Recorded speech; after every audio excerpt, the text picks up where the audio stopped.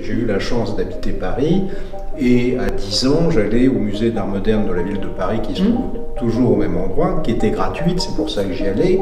Et j'ai eu la chance de me faire l'œil sans avoir une connaissance, j'allais dire historique, mais c'est uniquement une formation du regard en regardant des œuvres exceptionnelles de Delaunay, tous les peintres du début du XXe siècle. Et le deuxième élément, c'est qu'il faut lire. Et je crois que la première lecture qu'il faut avoir, c'est une lecture de l'histoire de l'art. De l'histoire, bien sûr. Parce que si on ne lit pas l'histoire de l'art, c'est assez difficile de rentrer dans l'art contemporain.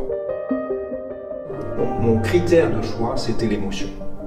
Et ça l'est toujours aujourd'hui. Il y a évidemment beaucoup d'artistes, grands artistes, qui peuvent être exposés ou que l'on peut me présenter, mais il faut que je sois ému par leur peinture. Il faut qu'il y ait une vibration entre l'amateur que je suis et le tableau que Nathalie me présente.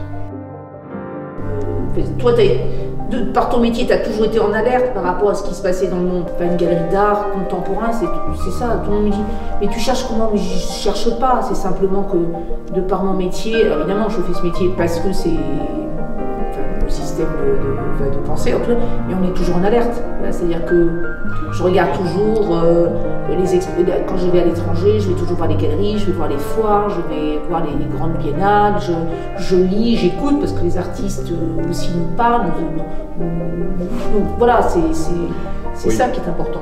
Il ne faut pas imaginer qu'on attende que la personne vienne. L'expérience, c'est la connaissance aussi de sa clientèle, fait d'ailleurs avec l'ensemble des personnes qui sont chargées justement de s'occuper des collectionneurs et des musées. Tel tableau, on regarde, on se dit tiens oui tel collectionneur ça peut l'intéresser, tel musée. Avec les années on nous remercie, vraiment tu as eu raison d'insister pour que j'acquière telle œuvre parce que effectivement l'artiste est devenu très cher ou c'est devenu très rare, en plus la personne y prend beaucoup de plaisir. Donc il ne faut pas avoir peur quand on a des convictions d'aller les partager.